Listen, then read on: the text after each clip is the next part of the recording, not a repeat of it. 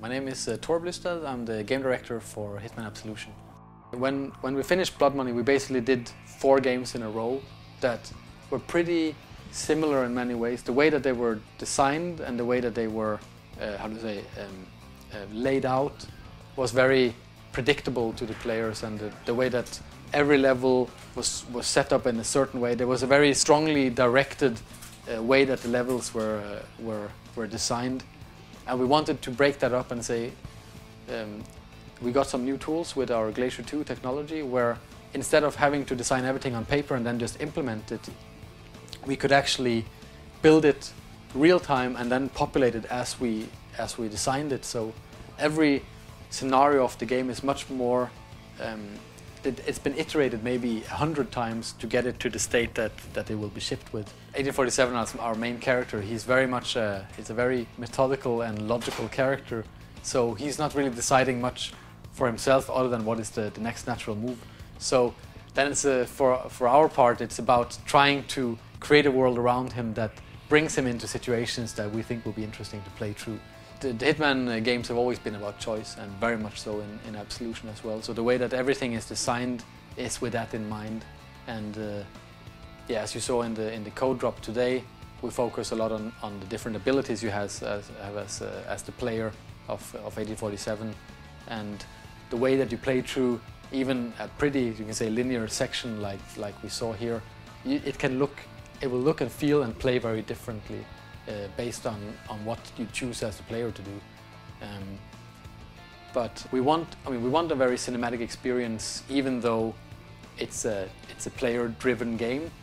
So it's been a big task for us to find out how can we make the player the player and the AI are deciding how the kind of dramatic cinematic experience happens, and so we're not scripting things in a way that you have to play through them in a linear fashion, and we might, you can say, nudge the player through a kind of a natural solution to the problem, but they can find any way of doing it by themselves, and they also do a lot, and that's part of the charm of the games, that we know that our hardcore fans, the first thing they do when they start in a level is that they turn around on the spot and they go the opposite direction just to see if it's possible, right? And we are trying our best to accommodate for every kind of conceivable way of playing the game. So if you're picking up all the tools to your disposal, you will have more, solutions later.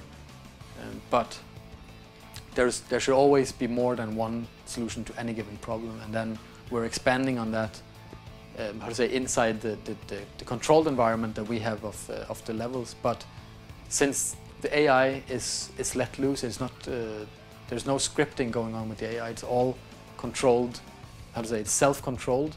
So, however, that's where the emergent parts come in with the game, and we cannot say how many solutions there will be to a given problem, because if the player has alerted the game in a certain way and dragged the NPCs around the level, and then they start doing things that we would never have thought of, we try to present the problems to the player so they understand that they have natural choices to them that are the very obvious choice.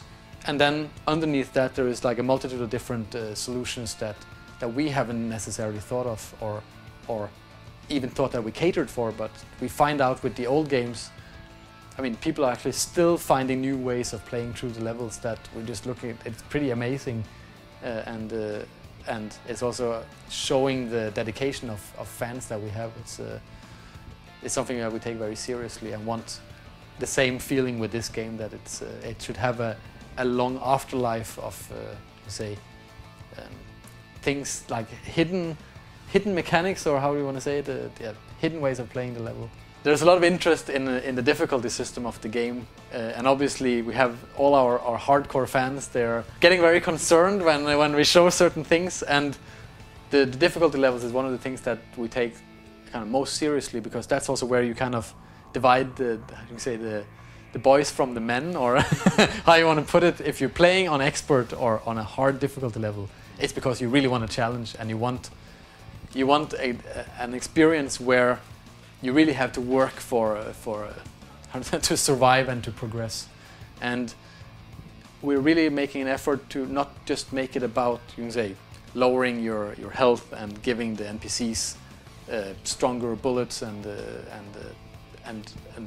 further vision. It's more about the things, the abilities that you have when you're a better player would naturally be those that you want to get tested for. So that the NPC, you can say their brains, they're smarter on higher difficulty levels. They will remember for a longer time. They will be able to sense you quicker and respond to you faster. So there's less, you can say, slack in the way that you cannot get away with as much as you could. And also the way that we populate the levels it actually varies on difficulty levels. So on a higher difficulty level, you cannot contain the situations as easy because the NPCs will actually be moving around far more and being able to kind of catch you off guard.